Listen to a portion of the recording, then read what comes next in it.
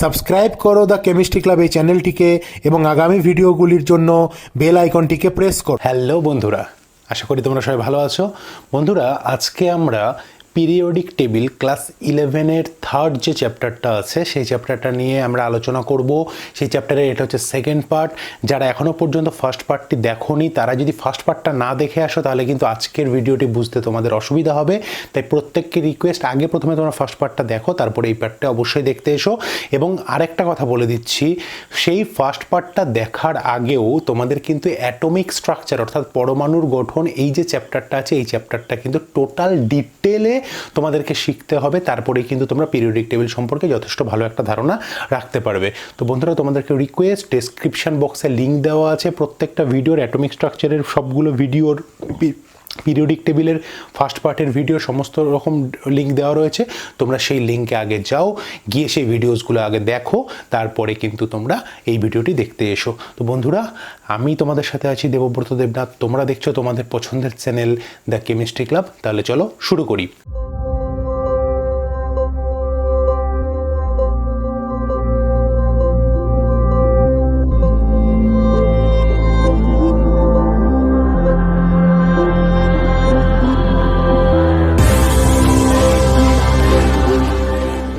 বন্ধুরা, আগের ভিডিওতে অর্থাৎ পিরিয়ডিক টেবিলের ফার্স্ট পার্টের যে ভিডিওটি ছিল সেই ভিডিওতে আমরা আলোচনা করেছিলাম যে একটা পিরিয়ডিক টেবিল কিভাবে গঠিত হয়, কেন সেখানে 1 থেকে 18 পর্যন্ত গ্রুপ থাকে, 1 থেকে 7 পর্যন্ত পিরিয়ড থাকে, কিভাবে পিরিয়ডিক টেবিলটি তৈরি হয়েছিল, কোনটাকে কি ব্লক বলে, সেগুলো কিন্তু আগের দিন আমরা শিখেছিলাম। এবং তোমাদের নিশ্চয়ই মনে আছে যে আমরা মডার্ন পিরিয়ডিক টেবিলের যে লং ফর্মটা সেখানে 1 থেকে 18 পর্যন্ত গ্রুপকে রেখেছি এবং 1 থেকে 7 পর্যন্ত আমরা পিরিয়ড বা পর্যায়কে রেখেছি। এবং সেখানের মধ্যে 1 এবং 2 নম্বর গ্রুপটাকে আমরা এস ব্লকের নাম দিয়েছিলাম। 3 নম্বর গ্রুপ থেকে 12 নম্বর গ্রুপ পর্যন্ত আমরা ডি ব্লক বলেছিলাম এবং 13তম গ্রুপ থেকে 18 যে গ্রুপটা ছিল সেটাকে আমরা পি ব্লক বলেছিলাম। এছাড়াও আরেকটা ব্লক আমরা করেছিলাম, সেটা হচ্ছে নিচে আলাদা করে আমরা দুটো পিরিয়ড মিলিয়ে একটা করেছি, সেটাকে আমরা বলেছিলাম এফ ব্লক। এবং এটার সম্পর্কে ডিটেলসে আমরা শিখেছি। এটাকে ল্যান্থানাইড বলে, এই ব্লকটাকে, এই পার্টটাকে অ্যাক্টিনয়েড বলে, এটাকে বলা হয় ক্ষারীয় মৃত্তিকা মৌল, ওই ক্ষার ধাতু বা অ্যালকালি মেটাল, এটাকে বলা হয় ক্ষারীয় মৃত্তিকা ধাতু বা অ্যালকালাইন আর্থ মেটাল। 18 গ্রুপটাকে বলা হচ্ছে নোবেল গ্যাস, 17টাকে বলা হচ্ছে হ্যালোজেন, 16কে বলা হচ্ছে চ্যালকোজেন, 15কে বলা হচ্ছে নিকটোজেন, ডি ব্লককে বলা হচ্ছে ট্রানজিশনাল এলিমেন্ট, এফ ব্লককে বলা হয় হচ্ছে রেয়ার আর্থ মেটাল এবং তার সাথে সাথেই বলা হয় কি ইনার ট্রানজিশন মেটাল। এই ধরনের কনসেপ্টগুলো কিন্তু আগের দিন আমরা শিখেছি এবং আগের দিনের ভিডিওটা ঠিক যে জায়গাতে আমরা শেষ করেছিলাম সেখান থেকেই আমরা আজকে শুরু করব। যে আগের দিনের ভিডিওতে বলেছিলাম যে পর্যায় বরাবর অর্থাৎ পিরিয়ড বরাবর যে বাদিক থেকে ডান দিকে গেলে কিভাবে বিভিন্ন প্রপার্টিস চেঞ্জ হয়, ওপর থেকে নিচে গেলে কীরকমভাবে প্রপার্টিস চেঞ্জ হয়, সেগুলো সম্পর্কে আজকে আমরা আলোচনা করব।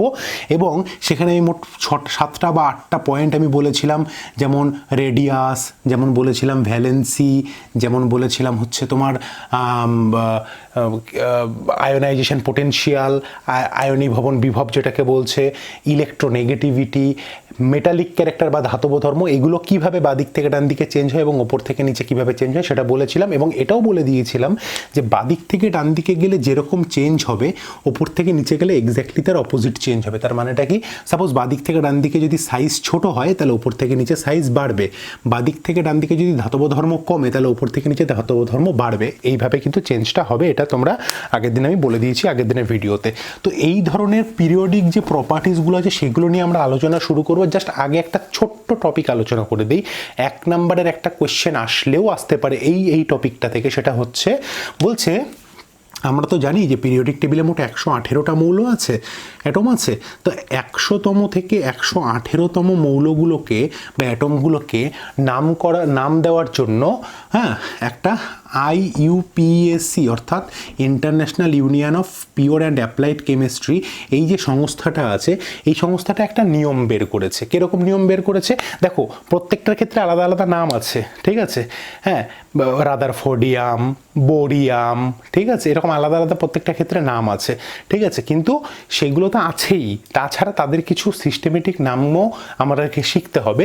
সেই নামগুলো শেখার জন্য একটুখানি একটা জিনিসই মনে রাখবে, 0 এটাকে আমরা বলবো হচ্ছে নীল, ওকে, এক, এটাকে উচ্চারণ করব আন, ইউএন, আন, ঠিক আছে। দুইকে বলবো বাই, তিনকে বলবো ট্রাই, চারকে বলবো কোয়াড, পাঁচকে বলবো পেন্ট, ঠিক একইভাবে ছয়কে বলবো হেক্স, সাতকে বলবো হেপ্ট, সাতকে বলবো হেপ্ট, ওকে, হেপ্ট না সরি অ্যাকচুয়ালি সেপ্ট বলবো, আটকে বলবো হচ্ছে অক্ট, আর নয়কে বলবো হচ্ছে এন, ইএনএন, এন, ঠিক আছে।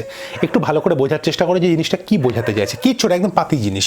মনে রাখবে সাপোজ এই যে 100তম যে মৌলটা 100, 1 মানে হচ্ছে কি আন, 1 মানে হচ্ছে আন, 0 মানে হচ্ছে নীল, আবার 0 মানে হচ্ছে আবার নীল, লিখলাম। এইটা তিনটে নাম লেখা হয়ে গেল। প্রত্যেকটা নামের শেষে IUM এই কথাটাকে যুক্ত করে দেবে, ইয়াম, প্রত্যেকটা নামের শেষে ইয়াম কথাটাকে যুক্ত করে দেবে। তাহলে আনের জন্য ইউ, নীলের জন্য এন, আরেকবার নীলের জন্য এন, এটা হয়ে গেল তার সংকেত। তাহলে আমার চোখে যদি বলে সাপোজ যে 117 নাম্বার এই মৌলটির আমার নাম কি হবে, 117, 1 মানে আন, আবার 1 মানে আন, 7 মানে হচ্ছে বলো সেপ্ট, ইয়াম, ব্যাস লাস্টে ইয়াম কথাটা যুক্ত করে দিলাম। তাহলে ইউএস। তোমাকে বললো যে 109 নাম্বার মৌলটা কি হবে, আন, একের জন্য, শূন্যর জন্য হচ্ছে নীল, নয়ের জন্য হচ্ছে এন, এনিয়াম, তাহলে এটা হয়ে গেল UNE, ঠিক আছে। তোমাকে বললো 104 নাম্বার মৌলটা তো কী হবে, আন, নীল, 4 নাম্বারের জন্য কোয়াড, কোয়াডিয়াম, তাহলে হয়ে গেল UNQ। তোমাকে বললো যে 111 কী হবে,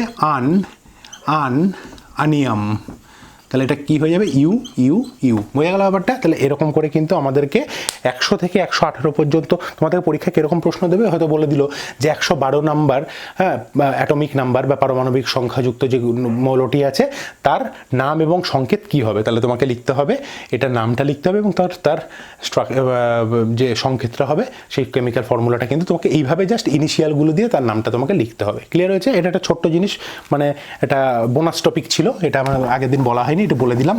আশা করছি এটা তোমরা পারবে, এটা নিয়ে বিশেষ কিছু সমস্যার মতো কোনো বিষয় নেই। এবার আমরা ঢুকছি আজকের যে ভিডিওর মেন যে পার্ট, যেটা মাদার পার্ট, সেটা নিয়ে আমরা এবার ঢুকছি। ফার্স্ট আমরা শুরু করব হচ্ছে কি নিয়ে, আমরা শুরু করব হচ্ছে যে বিভিন্ন টাইপের প্রপার্টিসগুলো আছে। 1 নাম্বার হেডিং করো তোমরা সব থেকে প্রথমে মেটালিক প্রপার্টি। মেটালিক প্রপার্টি মানে ধাতব ধর্ম। ফার্স্ট হেডিং করেছো মেটালিক প্রপার্টি।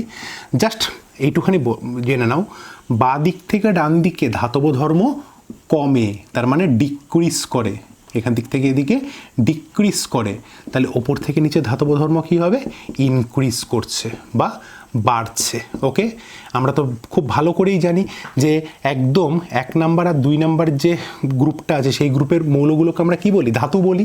হ্যাঁ, এদেরকে বলি অ্যালকালাইন মেটাল, এদেরকে বলি অ্যালকালাইন আর্থ মেটাল বা অ্যালকালি মেটাল, অ্যালকালাইন আর্থ মানে ক্ষার ধাতু আর ক্ষারীয় মৃত্তিকা ধাতু।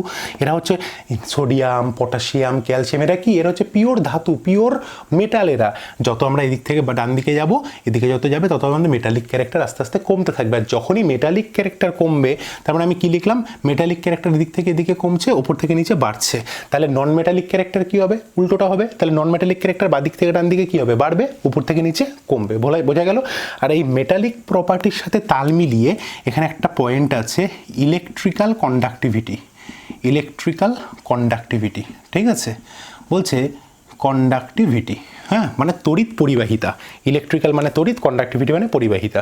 বলছে বাদিক থেকে ডান দিকে যদি ধাতব ধর্ম কমে, তাহলে তার তড়িৎ পরিবাহিতাও কমবে। সুতরাং মেটালিক প্রপার্টি ঠিক যেভাবে বাদিক থেকে ডান দিকে চেঞ্জ হয়, ইলেকট্রিক্যাল প্রপার্টি ঠিক সেইভাবেই বাদিক থেকে ডান দিকে ডিক্রিজ হয় বা কমে, এবং ওপর থেকে নিচে কি হয়, ইনক্রিজ হয় বা বৃদ্ধি পায়। বোঝা গেল ব্যাপারটা? বন্ধুরা, এবার আমরা করব নেক্সট পয়েন্ট। 1 নাম্বার পয়েন্ট হয়ে গেল আমাদের কাছে মেটালিক প্রপার্টি, বুঝে গেলাম আমরা বাদিক থেকে ডান দিকে কি হচ্ছে, কমছে বা বাড়ছে। ঠিক আছে, এবার আমরা নেক্সট পয়েন্ট করব, সেটা হচ্ছে ভলিউম, অ্যাটমিক ভলিউম। ওকে, অ্যাটমিক ভলিউম। ওকে, অ্যাটমিক ভলিউম মানে পারমাণবিক আয়তন। ঠিক আছে, মনে রাখবে, দেখো বাঁ দিক থেকে ডান দিকে প্রথমে কিছু দূর পর্যন্ত সেটা বৃদ্ধি পায়, সেটা প্রথমে কিছু দূর পর্যন্ত সেটা প্রথমে কিছু দূর পর্যন্ত সেটা কমে মানে ডিক্রিজ করে, কিন্তু কিছু দূর যাওয়ার পরে সেটা আস্তে আস্তে ইনক্রিজ করে মানে বৃদ্ধি পেতে থাকে।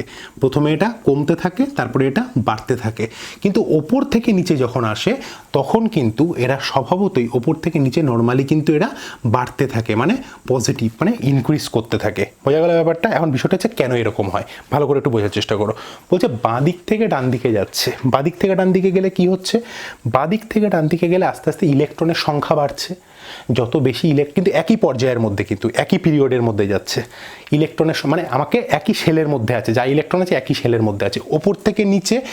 হ্যাঁ, এখানে 1 নাম্বার পর্যায়ে ছিল, এখানে 2 নাম্বার ছিল, এখানে 3 নাম্বার ছিল, এখানে 4 নাম্বার ছিল, মানে এটা সেকেন্ড সেল, এটা থার্ড সেল, এটা ফোর্থ সেল। তার মানে এমনি অটোমেটিক্যালি এটা যদি ফার্স্ট সেল হয়, এটা যদি সেকেন্ড সেল হয়, এটা যদি থার্ড সেল হয়, আস্তে আস্তে এমনি ভলিউম বাড়ছে, আয়তন বাড়ছে, ওপর থেকে নিচে আস্তে আস্তে ভলিউমটা বাড়ছে, কোনো সমস্যা নেই। এটার ব্যাখ্যাটা কোনো সমস্যা নেই। কিন্তু বাদিক থেকে ডান দিকে কেন প্রথমে কমছে তারপরে আবার বাড়ছে, একটু ভালো করে বোঝার চেষ্টা করো। বলছে বাদিক থেকে ডান দিকে যাচ্ছে, ইলেকট্রনের সংখ্যা বাড়ছে। ইলেকট্রনের সংখ্যা যদি বৃদ্ধি পায় তাহলে কেন্দ্রে মানে নিউক্লিয়াসে প্রোটনের সংখ্যাও বাড়ছে। যত বেশি প্রোটন হচ্ছে, যত বেশি ইলেকট্রন হচ্ছে, পরস্পরের মধ্যে অ্যাট্রাকশানটা কী হচ্ছে, তত বেশি হচ্ছে।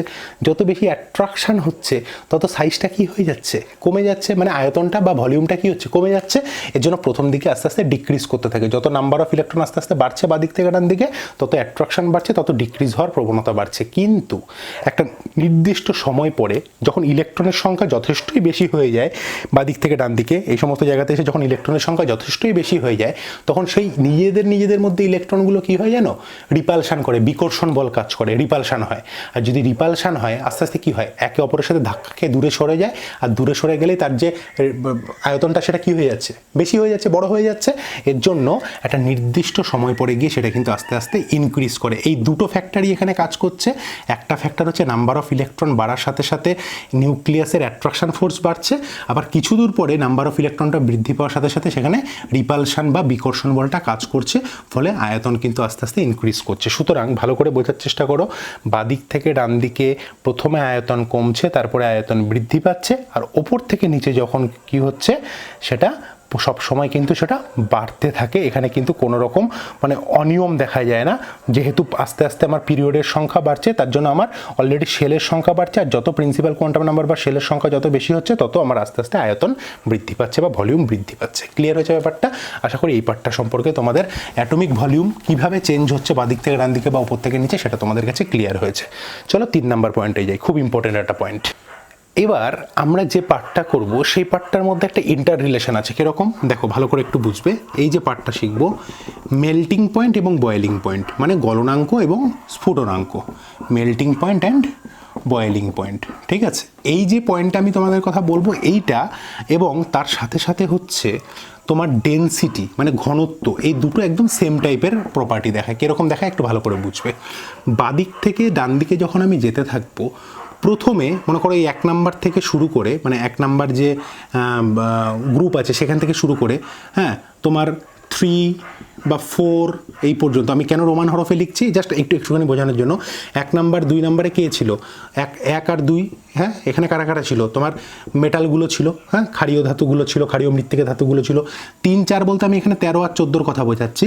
13 আর 14তম গ্রুপে কারা ছিল, এখানে মনে করো এখানে অ্যালুমিনিয়াম ছিল, এখানে সিলিকন ছিল, এখানে গ্যালিয়াম ছিল, এখানে জার্মেনিয়াম ছিল। ঠিক আছে, বলছে এই 1, 2, 3, 4 এই পর্যন্ত যদি আমরা মেল্টিং পয়েন্ট বা বয়েলিং পয়েন্টের কথা চিন্তা করি, তাহলে এরা না আস্তে আস্তে কী হয় জানো, বাড়তে থাকে। এরা প্রথমে কি হয়, বাড়তে থাকে, প্রথমে ইনক্রিজ করে। ভলিউমের ক্ষেত্রে কি করছিল, প্রথমে ডিক্রিজ করছিল, তারপরে গিয়ে সেটা ইনক্রিজ করছিল। কিন্তু মেল্টিং পয়েন্ট বয়েলিং পয়েন্টের ক্ষেত্রে 1 নাম্বার গ্রুপ থেকে 4 নাম্বার গ্রুপ পর্যন্ত কি হচ্ছে, ইনক্রিজ করছে। ঠিক ডেনসিটির ক্ষেত্রেও তাই, 1 নাম্বার গ্রুপ থেকে 4 নাম্বার গ্রুপ পর্যন্ত কি করছে, ইনক্রিজ করছে। বোঝা গেল ব্যাপারটা? তারপরে এটার পর থেকে আস্তে আস্তে ডিক্রিজ করা শুরু করছে, এটার পর থেকে আস্তে আস্তে ডিক্রিজ করছে, এখানেও তাই, এটার পরে আস্তে আস্তে ডিক্রিজ করা শুরু করছে। তাহলে পিরিয়ড বরাবর যে ট্রেন্ডটা সেটা ভালো করে বোঝার চেষ্টা করো। মেল্টিং পয়েন্ট এবং বয়েলিং পয়েন্টের ক্ষেত্রে ভালো করে মনে রাখবে, 1, 2, 3, 4 এগুলোর ক্ষেত্রে ইনক্রিজ করে, ডেনসিটি বা ঘনত্ব 1, 2, 3, 4 এগুলোর ক্ষেত্রে আস্তে আস্তে বাদিক থেকে ডান দিকে ইনক্রিজ করে। কিন্তু যখনই কিনা 4 নাম্বার পার হয়ে 5 নাম্বার গ্রুপে আসছে, অর্থাৎ 15th গ্রুপে আসছে এখানে, তখনই সেটা ডিক্রিজ করছে, এখানেও কিন্তু সেটা ডিক্রিজ করছে। বোঝা গেল ব্যাপারটা? তুমি একটু ভলিউম দিয়ে ব্যাপারটাকে বিচার করে দেখো তো। ভলিউম মানে কি, আয়তন। একটু আগে কি শিখলাম, বাদিক থেকে ডান দিকে গেলে আয়তন প্রথমে কমে, আচ্ছা আয়তন যদি কমে তার মানে ইলেকট্রনগুলো কাছাকাছি আছে, ইলেকট্রন যদি কাছাকাছি থাকে তাহলে তার ডেন্সিটি কী হবে, বাড়বে। আবার যদি তোর মেল্টিং পয়েন্ট আর বয়েলিং পয়েন্ট কী হবে, বাড়বে। তার কারণ কি, ইলেকট্রনগুলো কাছাকাছি আছে, তার মানে তাদের মধ্যে যথেষ্ট ভালো স্ট্রং বন্ডিং আছে। ফলে ওই বন্ডিংটাকে আমাকে ভাঙতে গেলে আমাকে বেশি পরিমাণে মেল্ট করতে হবে বা বেশি পরিমাণে হিট দিয়ে বয়েল করতে হবে। ভালো করে বুঝতে পেরেছো তো? আয়তন বাদিক থেকে ডান দিকে প্রথমে কম ছিল মানে কি, ইলেকট্রনগুলো কাছাকাছি আছে, ইলেকট্রনগুলো কাছাকাছি আছে তার অর্থটা কি, তার অর্থ হচ্ছে ওটাকে ভাঙতে আমাকে বেশি এনার্জি দিতে হবে বা ওটা অনেক কাছাকাছি আছে বলে ওটা ঘন বা ডেন্স একটা কন্ডিশন তৈরি করছে। পরে আয়তন বেড়ে গেছে, সাইজ বেড়ে গেছে, হ্যাঁ, মানে আয়তন যখনই বেড়ে গেল তখন সেটা কি হয়ে গেল, আস্তে আস্তে কিন্তু ওটা ডিক্রিজ করে গেল, এখানে ঘনত্বও ডিক্রিজ করে গেল। First condition. তাহলে পিরিয়ড বরাবর কীরকম চেঞ্জ হয়েছে বুঝতে পেরেছো? ওপর থেকে নিচে আগেরটার ক্ষেত্রে কি ছিল, ভলিউমের ক্ষেত্রে ওটাও বেড়েছিল। তার কারণ কি, ডেফিনেটলি ওটার ক্ষেত্রে কি বেড়েছিল, শেল বেড়েছিল, এর জন্য ভলিউম বেড়েছিল। ডেন্সিটিও ওপর থেকে নিচে বাড়ে, এটা আবার কেমন হলো স্যার? ভলিউম বাড়লে তো ডেন্সিটি কমে যাবে। হ্যাঁ, ভলিউম যদি বাড়ে, আয়তন যদি বাড়ে, তাহলে ডেন্সিটি ঘনত্ব তো কমে যাবে না। নাম্বার অফ ইলেকট্রনসটার কথা চিন্তা করো, ওপর থেকে নিচে আসছে মানে একটা শেল চেঞ্জ হয়ে যাচ্ছে, মানে সেখানে অলরেডি মাঝখানে 8টা বা 18টা ইলেকট্রন ঢুকে গেছে। টোটাল নাম্বার অফ ইলেকট্রনটা কিন্তু ওখানে যথেষ্টই বেশি আছে। তার জন্য আয়তন যতই বাড়ুক না কেন তোমার কিন্তু ডেন্সিটিও বৃদ্ধি পেয়েছে, কেননা তার মধ্যে ইলেকট্রনের সংখ্যা বৃদ্ধি পেয়েছে। বোঝা গেল? ডেন্সিটি বেড়েছে। এখানে বয়েলিং পয়েন্ট মেল্টিং পয়েন্টের একটা মজাদার ব্যাপার আছে। কি ব্যাপার আছে এটা মাথায় রাখবে। বলছে এই যে 17 যে গ্রুপটা আছে, মানে হ্যালোজেনের যে গ্রুপটা আছে, হ্যালোজেনের ক্ষেত্রে ঠিক সেম এরকম ওপর থেকে নিচে গেলে এরকম ডেন্সিটি বাড়ছে, হ্যালোজেনের ক্ষেত্রেও ওপর থেকে নিচে গেলে ডেন্সিটি বাড়ে, এই বয়েলিং পয়েন্ট এবং মেল্টিং পয়েন্ট বাড়ে। বোঝা গেল ব্যাপারটা? কিন্তু স্পেসিফিকভাবে এই যে ধাতুগুলো আছে, মানে মেটালগুলো আছে, এদের ক্ষেত্রে ওপর থেকে নিচে যদি যায় আমার বয়েলিং পয়েন্ট এবং মেল্টিং পয়েন্ট কি হয়, কমে, মানে ডিক্রিজ করে। ভালো করে এই পয়েন্টগুলো মাথায় রেখো, প্রচণ্ড ইম্পর্টেন্ট পয়েন্ট। পরবর্তী সময় এস ব্লক পি ব্লক যখন পড়াবো এই পয়েন্টের উপরে বেস করে টোটাল চ্যাপ্টার শেষ হয়ে যাবে। একদম পাতি জিনিস, ভালো করে বোঝো। ভলিউম মানে আয়তন বাদিক থেকে ডান দিকে কী হচ্ছিল, কম ছিল বলে এদের ক্ষেত্রে মেল্টিং পয়েন্ট বয়েলিং পয়েন্ট বেড়েছে, ঘনত্বও বেড়েছে। তারপরে কি হয়েছে, অ্যাটমিক ভলিউম বেড়েছে, তাই এরা ডিক্রিজ করেছে, এরাও কমে গেছে। ঠিক আছে, ওপর থেকে নিচে অ্যাটমিক ভলিউম বেড়েছে, তার কারণ কি, শেল সংখ্যা বেড়েছে। ডেন্সিটি বেড়েছে, তার কারণ কি, ইলেকট্রন সংখ্যা বেড়েছে। এখানেও ডেন্সিটি বেড়েছে, তার কারণ কি, এই মেল্টিং পয়েন্ট আর বয়েলিং পয়েন্ট বেড়েছে, তার কারণ কি, ডেন্সিটি বেড়েছে, তার মানে ইলেকট্রন সংখ্যা বেড়েছে। কিন্তু এদের ক্ষেত্রে ওপর থেকে নিচে যতক্ষণ এসেছে তখন আমাদের বয়েলিং পয়েন্ট এবং মেল্টিং পয়েন্টটা কী হয়েছে, কমে গেছে। এটা একটা স্পেসিফিক কন্ডিশন। তাহলে বোঝা গেল তাহলে আমরা কী পয়েন্ট শিখলাম এখনও পর্যন্ত? মেটালিক ক্যারেক্টার, ইলেকট্রিক্যাল কন্ডাক্টিভিটি, তারপরে শিখলাম অ্যাটমিক ভলিউম, তারপরে শিখলাম মেল্টিং পয়েন্ট বয়েলিং পয়েন্ট, আর তারপরে শিখলাম ডেন্সিটি। ওকে, চলো এবার একটা দুর্দান্ত জিনিসের মধ্যে ঢুকবো, একটা ব্যাপক ইম্পর্টেন্ট পয়েন্ট আজকের এই ভিডিওর, সেটা হচ্ছে রেডিয়াস বা অ্যাটমিক সাইজ। ওকে, বা অ্যাটমিক রেডিয়াস। ওকে, ভালো করে বুঝবো কি বলতে চেয়েছে। আগে বোঝো অ্যাটমিক সাইজ, এই যে ব্যাপারটা, এটাকে 3টে পার্টে ভাগ করা হয়। ঠিক আছে, এটাকে আমরা 3টে ভাগে ভাগ করবো। একটা হচ্ছে কোভ্যালেন্ট রেডিয়াস, হ্যাঁ, কোভ্যালেন্ট মানে কি, সমযোজী, মানে কোভ্যালেন্ট বন্ডিং যাদের মধ্যে থাকবে। 2 নাম্বার হচ্ছে ক্রিস্টাল অর মেটালিক, হ্যাঁ ক্রিস্টাল রেডিয়াস বললেই হয়, বা মেটালিক রেডিয়াস বললেও হবে, বা ল্যাটিস বললেও হবে। আরেকটা ক্ষেত্রে যেটা আমি বলছি, বা মেটালিকের সাথে তুমি ক্রিস্টালও বলতে পারো, হ্যাঁ এটার সাথে তুমি মেটালিকও বলতে পারো, ফালতুই মুছে দিলাম। আরেকটা হচ্ছে ভ্যান্ডার ওয়াল রেডিয়াস।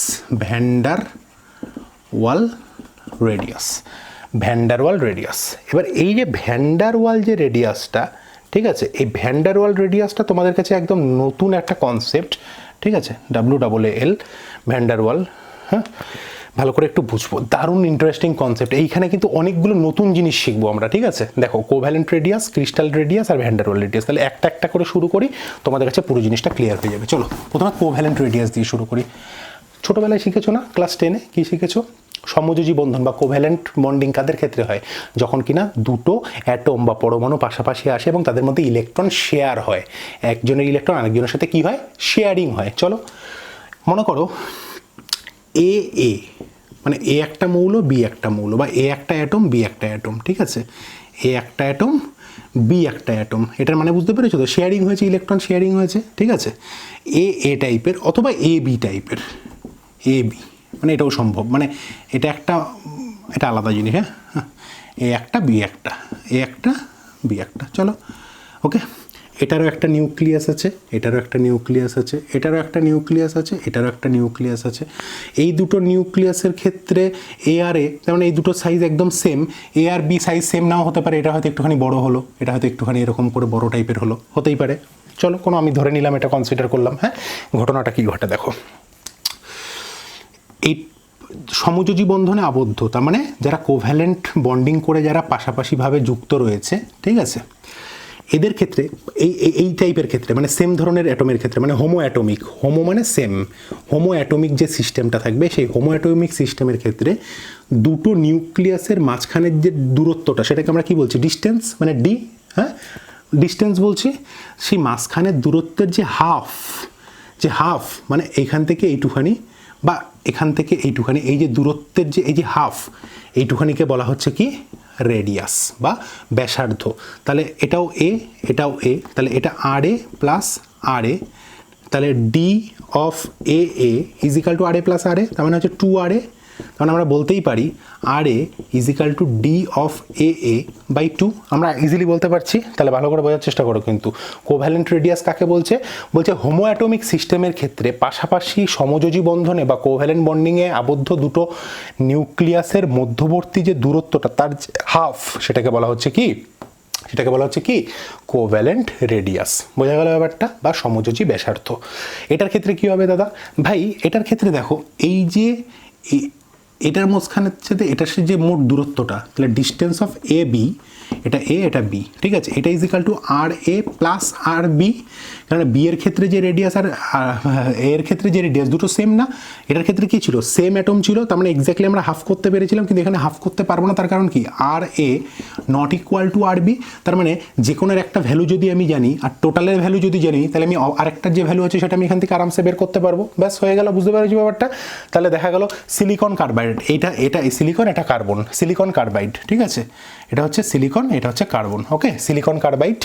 তো বলছে সিলিকন কার্বাইডের ক্ষেত্রে আমরা যদি আর অফ কার্বন জানি, যদি আমাদের কাছে জানা থাকে, আর টোটাল যে মাঝখানে যে ডিস্টেন্সটা সিলিকন কার্বাইডের, সেটা যদি আমরা জানতে পারি, তাহলে এই দুটো ভ্যালু থেকে আমি অবশ্যই রেডিয়াস অফ সিলিকন যেটা, সেটা আমি আরামসে বের করতে পারবো, ইজিলি বের করতে পারবো। ব্যাস, বুঝতে পারছো তো ব্যাপারটা।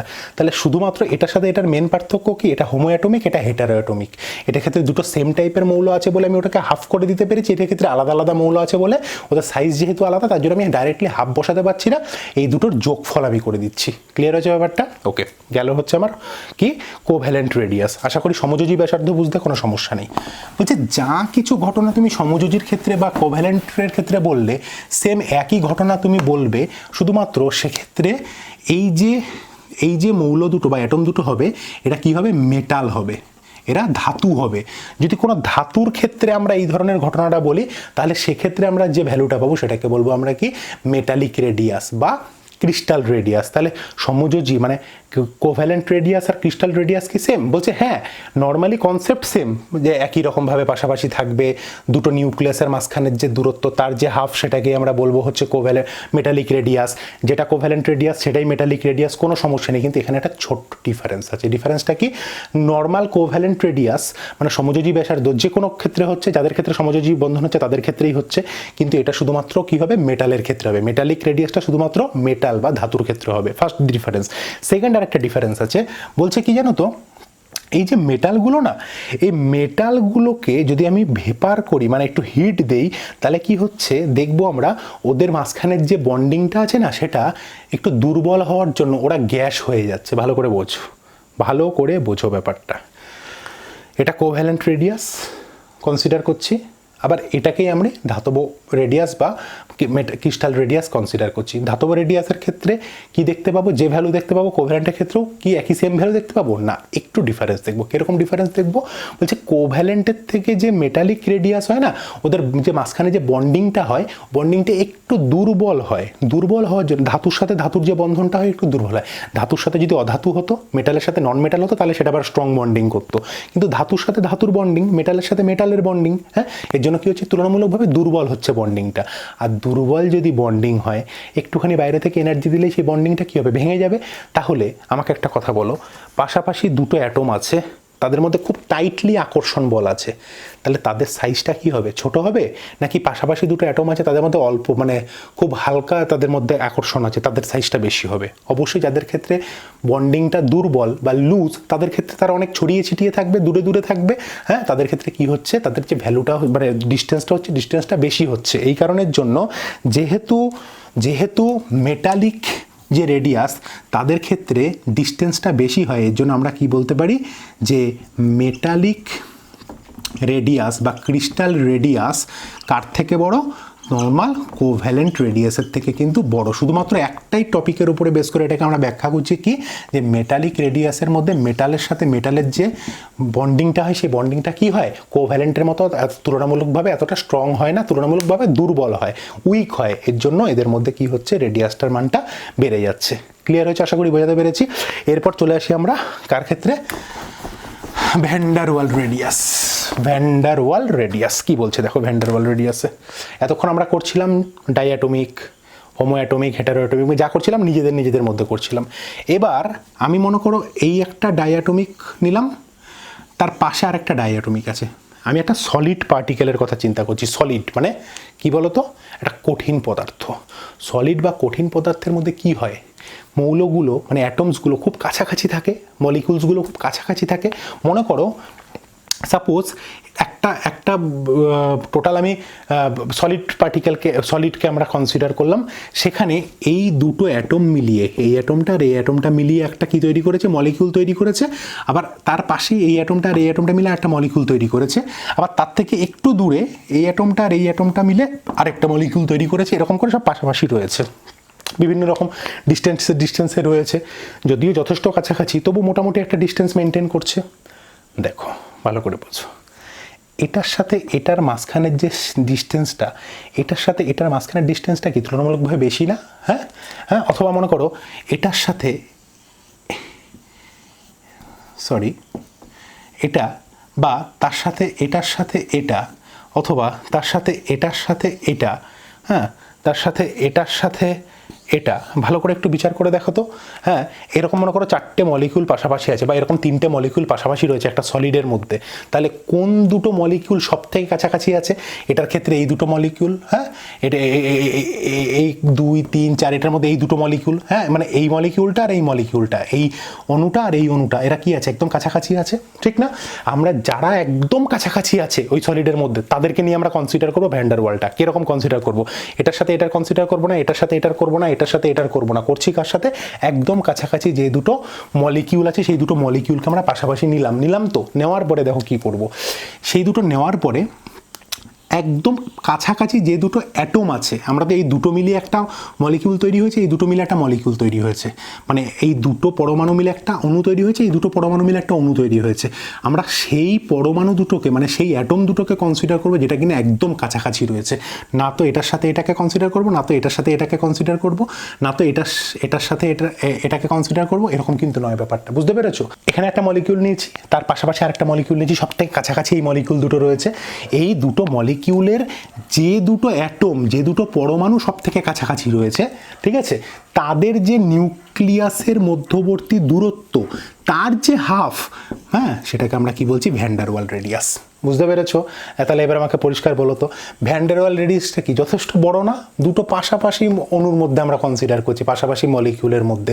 আগেরগুলো নিজের মলিকিউলের মধ্যেই আমরা আলোচনা করছিলাম। তাহলে ভ্যান ডার ওয়াল রেডিয়াস সব থেকে বড়, কার থেকে বড়? মেটালিক রেডিয়াসের থেকে বড়। আবার মেটালিক রেডিয়াসটা কার থেকে বড়? কোভ্যালেন্ট রেডিয়াসের থেকে বড়। তাহলে মেটালিক রেডিয়াস, কোভ্যালেন্ট রেডিয়াস আর ভ্যান ডার ওয়াল রেডিয়াস বোঝা গেল।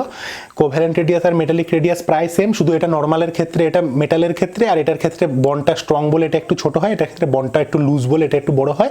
ভ্যান ডার ওয়ালটা পাশাপাশি দুটো মলিকিউল আছে বলে তাদের মাঝখানে ডিস্টেন্সটা সব থেকে বেশি, এর জন্য এটা সব থেকে বড়। ক্লিয়ার হয়েছে? সব কিছু এবার ভুলে যাও, যা কিছু তখন বললাম সব ভুলে যাও। কি মেটালিক, কি তোমার ভ্যান ডার ওয়াল, কি তোমার ক্রিস্টাল, সব ভুলে যাও। শুধু একটা কথা মনে রাখো, বাদিক থেকে ডান দিকে যদি যায়, হ্যাঁ, আর উপর থেকে নিচে যদি যায়, বাদিক থেকে ডান দিকে গেলে নর্মালি মানে জেনারেলি বেশিরভাগ ক্ষেত্রে কি হয়, বাদিক থেকে ডান দিকে রেডিয়াস যেটা হয় সেটা আস্তে আস্তে ছোট হয়, মানে কমতে থাকে, মানে সাইজটা ছোট হতে থাকে।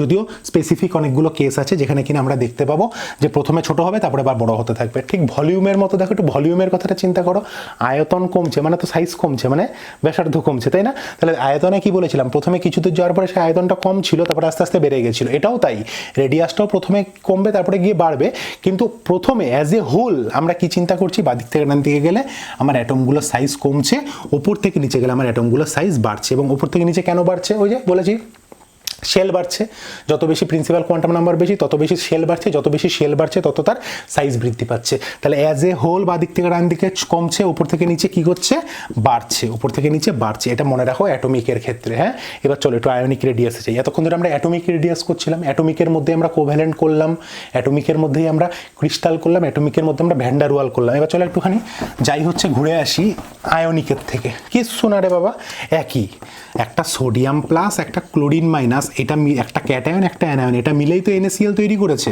তাহলে distance of sodium plus chlorine minus, মানে একটা সোডিয়াম প্লাস এবং একটা ক্লোরিন মাইনাস, সরি একটা সোডিয়াম প্লাস, ঠিক আছে, আর একটা ক্লোরিন মাইনাস, এই দুজনের মাঝখানের যে ডিস্টেন্সটা, সেই ডিস্টেন্সটা কি হবে, রেডিয়াস অফ সোডিয়াম প্লাস আর রেডিয়াস অফ Cl মাইনাস, এটাই হবে।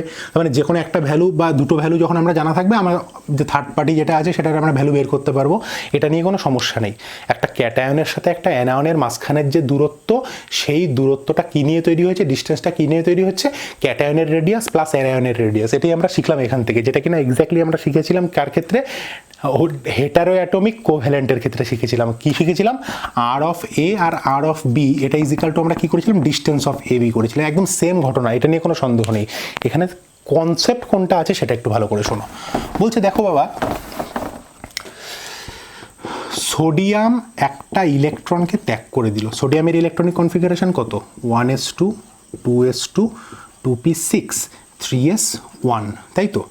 ও যখন একটা ইলেকট্রনকে ত্যাগ করবে, তার মানে সর্ববহিস্থ কক্ষপথের এই ইলেকট্রনটাকে ত্যাগ করবে, তাহলে বর্তমানে ওর ইলেকট্রন বিন্যাস কী হয়ে যাবে, সোডিয়াম যে প্লাসটা তৈরি হবে তার ইলেকট্রন বিন্যাস কী হবে, 1s2 2s2 2p6, 3s এর তো কোনো অস্তিত্ব থাকলো না, 3s তো 0 হয়ে গেল, ঠিক না? হ্যাঁ, আচ্ছা, আবার ক্লোরিন যখন হবে, একটা ক্লোরিন সে যখন একটা ইলেকট্রনকে গ্রহণ করছে, ক্লোরিনের কত 17, 1s2 2s2 2p6 3s2 3p5, ওর আর একটা ইলেকট্রন দরকার নিজেকে ফুলফিল করার জন্য।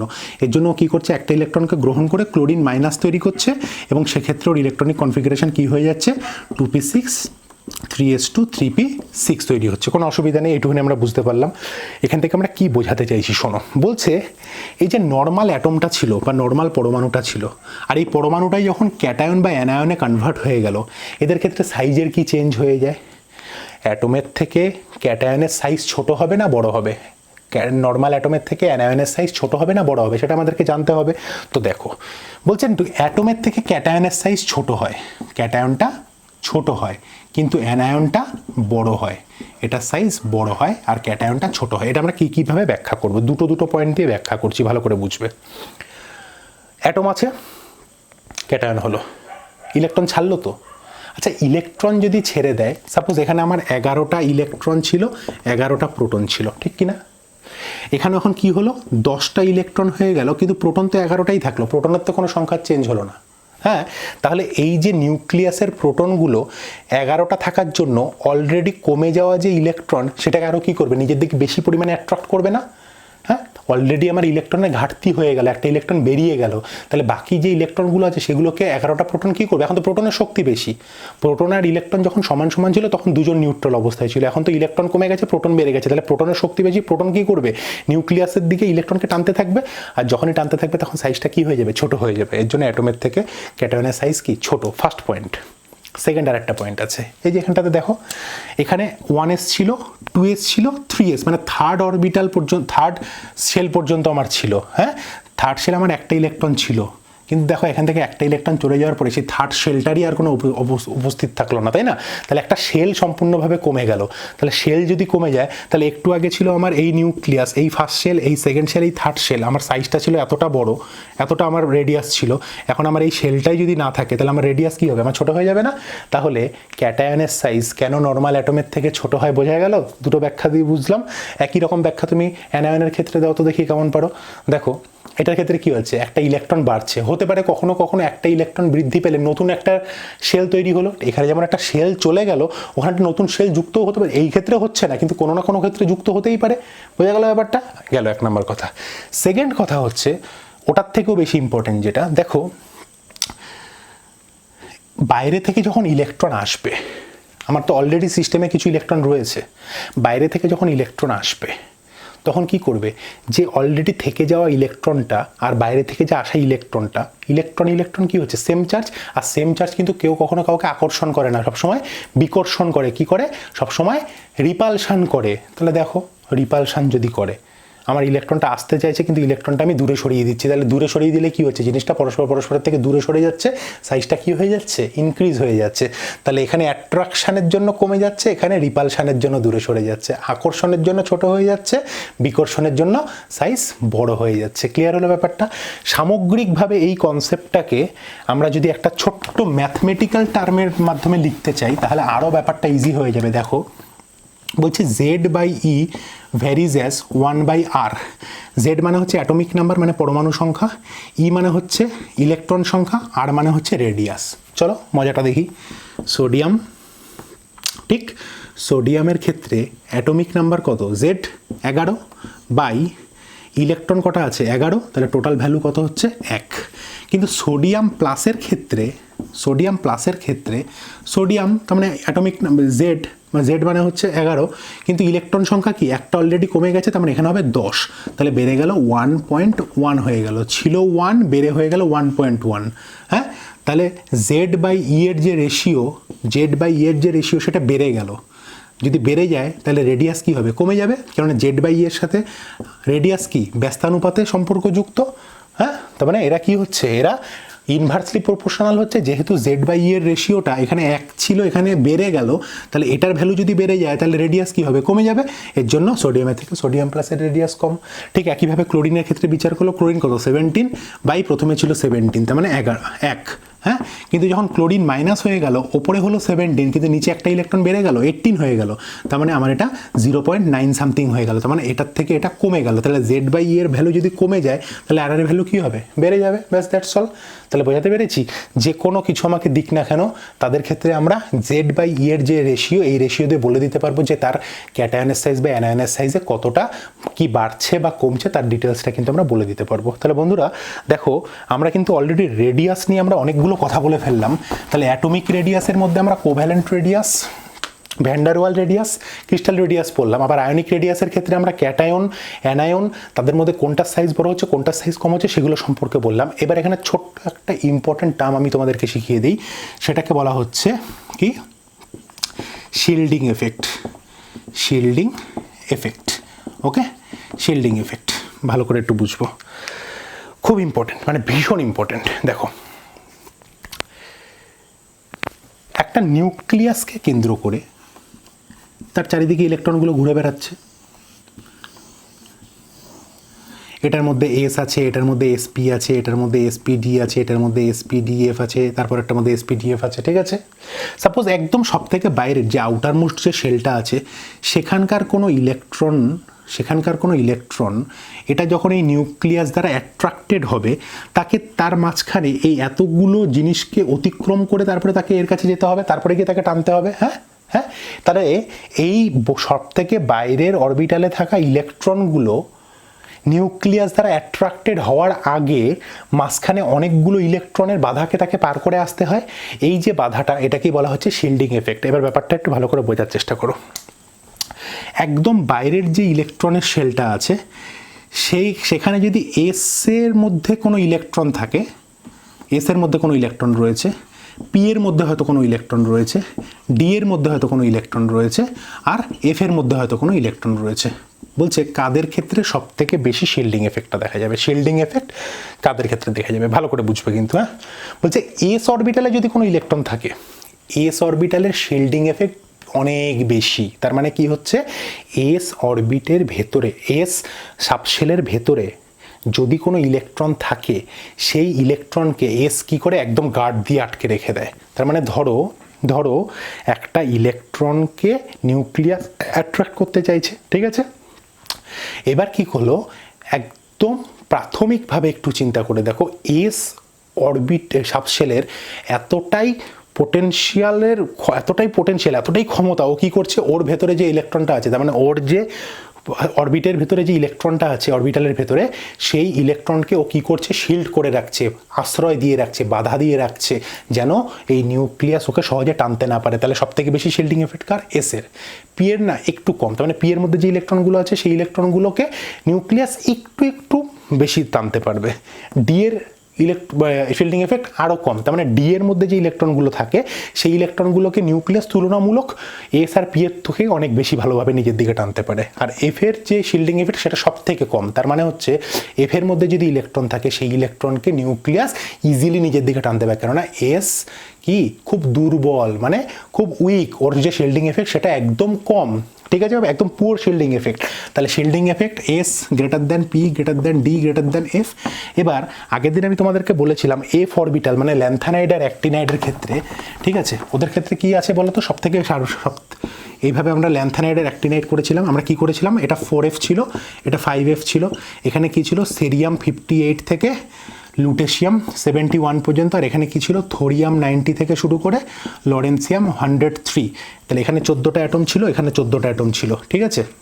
এটাকে আমরা ল্যান্থানাইড বলেছিলাম আর এটাকে আমরা অ্যাক্টিনয়েড বলেছিলাম, এটা আমরা আগের দিন বলেছি। এবার দেখো শিল্ডিং এফেক্টের ঘটনাটা এখানে কি হয়। এখানে প্রত্যেকের সব থেকে বাইরের কক্ষে কি আছে, এফ আছে। তার মানে এখানে সিরিয়ামের ক্ষেত্রে এফ এর 1 থেকে শুরু করে আপ টু F14 পর্যন্ত আছে, এখানেও F1 থেকে শুরু করে আপ টু F14 পর্যন্ত আছে। আচ্ছা, এফ এর ইলেকট্রনের শিল্ডিং এফেক্ট কি সব থেকে দুর্বল, তার মানে এফে যখন একটা ইলেকট্রন ঢুকছে নিউক্লিয়াস ওকে কিন্তু বেশ ভালোভাবে টানছে, দুটো ইলেকট্রন ঢুকছে আরও টানছে, তিনটে ইলেকট্রন ঢুকছে আরও টানছে, চারটে ইলেকট্রন ঢুকছে, এফ তো ওকে শিল্ড করতে পারছে না, এফের তো সেই ক্ষমতা নেই। যত বেশি সংখ্যক ইলেকট্রন এফে ঢুকছে তত নিউক্লিয়াস ওকে নিজের দিকে বেশি করে টানছে, আয় আয় আমার দিকে আয়, বোঝা গেল ব্যাপারটা। তার মানে যত বাদিক থেকে আমরা ডান দিকে যাচ্ছি ল্যান্থানাইড মৌলগুলোর ক্ষেত্রে আস্তে আস্তে অ্যাট্রাকশন ফোর্সটা কি হচ্ছে, নিউক্লিয়াসের দিকে বাড়ছে, তার মানে সাইজটা আস্তে আস্তে কি হয়ে যাচ্ছে, ছোট হয়ে যাচ্ছে। এই যে ঘটনাটা এটাকেই বলা হয় বাংলায় ল্যান্থানাইড সংকোচন, ইংলিশে বলা হয় ল্যান্থানাইড কন্ট্রাকশন। আবার বলছি, ল্যান্থানাইড কন্ট্রাকশনটা কেন ঘটে, শুধুমাত্র এফ অরবিটালের যেহেতু সবথেকে দুর্বল ক্ষমতা শিল্ডিং করার, মানে এফ এর ঘরে যে ইলেকট্রনগুলো থাকে সেগুলোকে আশ্রয় দেওয়ার বা বাধা দেওয়ার ক্ষমতা এফ এর সব থেকে কম, এই কারণের জন্য নিউক্লিয়াস কি করছে, ইজিলি এফ এর ভেতরে যে ইলেকট্রনগুলো আছে ওইগুলোকে নিজের দিকে অ্যাট্রাক্ট করতে পারছে। এবার যত বেশি সংখ্যক ইলেকট্রন এফে ঢুকছে তত বেশি ও নিজের দিকে অ্যাট্রাক্ট করছে। F1 থেকে যখন F14 এর দিকে যাচ্ছে আমার অ্যাট্রাকশনটা বেশি হয়ে যাচ্ছে, ফলে ওরা কি হচ্ছে, কাছাকাছি চলে আসছে, ল্যান্থানাইড কন্ট্রাকশন হচ্ছে। আচ্ছা দাদা, ল্যান্থানাইডে যদি কন্ট্রাকশন হয় তাহলে তো অ্যাক্টিনাইডও কন্ট্রাকশন হবে, ডেফিনেটলি ল্যান্থানাইডও কন্ট্রাকশন হলে অ্যাক্টিনাইডও কন্ট্রাকশন হবে, সেম ঘটনা, এটাও এফ এটাও এফ, কিন্তু ল্যান্থানাইডের থেকে অ্যাক্টিনাইডে কন্ট্রাকশনটারও বেশি হবে। কেন বেশি হবে জানো, তার একটাই কারণ হচ্ছে 4F এর থেকে 5F আরও দুর্বল, ওর শিল্ডিং এফেক্ট আরও কম। এর জন্য কি হবে, যেহেতু 4F এর থেকে 5F এর শিল্ডিং এফিসিয়েন্সি আরও কম, এর জন্য 5F এ যে ইলেকট্রনগুলো যখন ঢুকবে তাকে নিউক্লিয়াস কি করবে, 4F এর ইলেকট্রন ঢোকার জন্য যে যতটা পরিমাণ টেনেছিল তার থেকে বেশি টানবে। ফলে তোমাকে যদি পরীক্ষা প্রশ্ন করে অ্যাক্টিনাইড সংকোচন আর ল্যান্থানাইড সংকোচনের মধ্যে কোনটির ভ্যালু বেশি, অ্যাক্টিনাইডটা বেশি। কেন বেশি, বিকজ এটা 5F এর মধ্যে হচ্ছে, বোঝা গেছো। তাহলে ল্যান্থানাইড কন্ট্রাকশন বা অ্যাক্টিনাইড কন্ট্রাকশনের রিজনটা কি বোঝা গেল, কারণটা কি তোমরা কিন্তু বুঝতে পেরেছো। তাহলে এই গেল মোটামুটি রেডিয়াসের রেসপেক্টে যে সমস্ত কনসেপ্টগুলো তোমাদেরকে বলা যায় সেগুলো। ছোট্ট করে আরেকটা পয়েন্ট বলে দিই, সেটা হচ্ছে কি, জারণ ক্ষমতা বা অক্সিডেশন প্রপার্টি, অক্সিডেটিভ প্রপার্টি, জারণ ক্ষমতা। শুধু একটাই জিনিস এখানে মনে রাখবে, বাদিক থেকে ডান দিকে গেলে অক্সিডেশনের ক্ষমতা বাড়ে, ওপর থেকে নিচে গেলে অক্সিডেশনের ক্ষমতা কমে। তাহলে রিডাকশানের ক্ষমতা মানে বিজারণের ক্ষমতা কি হবে, বিজারণের ক্ষমতা বাদিক থেকে ডান দিকে আস্তে আস্তে কমবে আর উপর থেকে নিচে আস্তে আস্তে বাড়বে। ক্লিয়ার হয়েছে? অক্সিডেশন মানে জারণ, বাদিক থেকে ডান দিকে আস্তে আস্তে জারণ ক্ষমতা বাড়ছে, ওপর থেকে নিচে কমছে। আর বিজারণ ক্ষমতা এক্স্যাক্টলি উল্টো, বাদিক থেকে ডান দিকে আস্তে আস্তে কমছে আর ওপর থেকে নিচে বাড়ছে। বন্ধুরা আজকে আমরা কতগুলো টপিক শিখলাম বলো তো? একদম প্রথমের ভিডিওর প্রথম থেকে শেষ পর্যন্ত একবার একটু রিমাইন্ড করো তো। 1 নম্বরে শিখলাম হচ্ছে IUPAC 100 থেকে 118 পর্যন্ত। তারপরে আমরা শিখলাম হচ্ছে মেটালিক প্রপার্টি। মেটালিকে আমরা কি বললাম? বাদিক থেকে ডান দিকে কমছে, ওপর থেকে নিচে বাড়ছে। 3 নম্বরে আমরা কি বললাম? Electrical conductivity. ইলেকট্রিক্যাল কন্ডাক্টিভিটি একদম মেটালের সাথে সম্পর্কযুক্ত, বাদিক থেকে ডান দিকে কমছে, ওপর থেকে নিচে বাড়ছে। 4 নম্বরে কি বললাম আমরা? বলে ফেলো। এটা কমছে কমছে, এটা বাড়ছে বাড়ছে। 4 নম্বরে কি বললাম বলো তো? Atomic volume. অ্যাটমিক ভলিউমে ওপর থেকে নিচে বাড়ছে, কিন্তু বাদিক থেকে ডান দিকে কিছু সংখ্যক পর্যন্ত কমছে, তারপরে আবার আস্তে আস্তে বাড়ছে। 5 নম্বরে আমরা কি বললাম বলো তো? বলে ফেলো। আমরা বললাম হচ্ছে melting point and boiling point.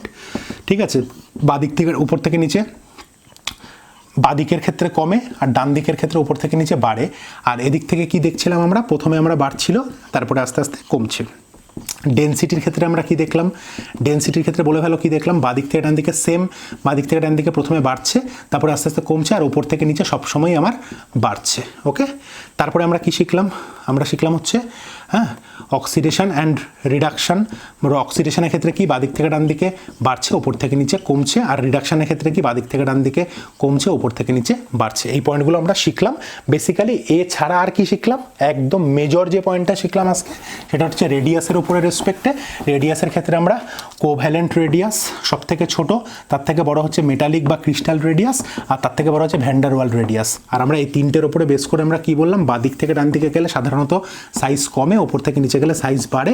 আর একটা আমরা কি শিখলাম? আয়নিক রেডিয়াসের ক্ষেত্রে ক্যাটায়নের কনসেপ্ট, অ্যানায়নের কনসেপ্ট। কেন ক্যাটায়নটা তুলনামূলকভাবে ছোট হচ্ছে নর্মাল অ্যাটমের থেকে, আর কেন অ্যানায়নটা তুলনামূলক নর্মাল অ্যাটমের থেকে বড় হচ্ছে, সেটা আমরা Z/E ভেরিজেস 1/R, এই যে সম্পর্কটা, এটা দিয়ে আমরা শিখলাম। মোটামুটি আজকে কিন্তু অনেকটা টপিক হয়ে গেল, ছোট ছোট, কিন্তু প্রত্যেকটা কিন্তু ভীষণ ইম্পর্টেন্ট। বাকি রয়ে গেল যে টপিক 3টে, সেটা হচ্ছে আয়োনাইজেশন পোটেনশিয়াল বা আয়োনাইজেশন এনথ্যালপি, আয়নীভবন বিভব। 2 নম্বর হচ্ছে ইলেকট্রন অ্যাফিনিটি। 3 নম্বর হচ্ছে ইলেকট্রোনেগেটিভিটি। এই 3টে কনসেপ্ট যখন আমাদের কাছে ক্লিয়ার হয়ে যাবে, তখনই কি আরেকটা জিনিস আমরা আজকে শিখেছি, ল্যান্থানাইট কন্ট্রাকশন, অ্যাক্টিনাইট কন্ট্রাকশন এবং শিল্ডিং এফিসিয়েন্সি বা শিল্ডিং এফেক্ট। এই 3টে টপিক নিয়ে আমাদের পরের দিনের ভিডিও হবে, আমাদের 3rd ভিডিও পিরিয়ডিক টেবিলের। এই 3টে টপিকের উপর হবে দুর্দান্ত লেভেলের কনসেপ্ট, ফাটাফাটি লাগবে তোমাদের পড়তে। অপেক্ষা করো ভিডিওটার জন্য, খুব তাড়াতাড়ি আসবে। এই 3টে টপিক নিয়ে পরের ভিডিওটা হবে, আর একটা দিন আরেকটা ভিডিও হবে, তাহলেই কিন্তু আমাদের এই যে চ্যাপ্টারটা শেষ হয়ে যাবে। আশা করছি তোমাদের চ্যাপ্টারটা ভালো লাগছে, ইন্টারেস্ট হয়তো কিছুটা হলেও গ্রো করতে পেরেছি, জানি না কতটা পেরেছি। তোমাদের মেসেজ বা তোমাদের কমেন্ট দেখবো, তবেই বুঝতে পারবো কতটা ইন্টারেস্ট গ্রো হয়েছে। তো বন্ধুরা, যারা এখনও পর্যন্ত ভিডিওটি দেখেছো তাদেরকে থ্যাঙ্কস। তোমাদেরকে বলছি, তোমাদের যদি ভালো লেগে থাকে তাহলে প্লিজ পজিটিভলি কমেন্ট করবে।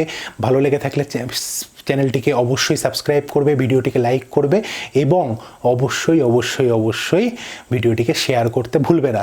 তো বন্ধুরা, দেখা হবে পরের ভিডিওতে এই 3টে মেজর টপিক নিয়ে, যেটা কিনা এই চ্যাপ্টারের একদম ব্যাকবোন বলা হয়। ঠিক আছে, এই টপিক নিয়ে দেখা হবে পরের দিনের ভিডিওতে। ততক্ষণ পর্যন্ত তোমরা ভালো থেকো, সুস্থ থেকো। নমস্কার।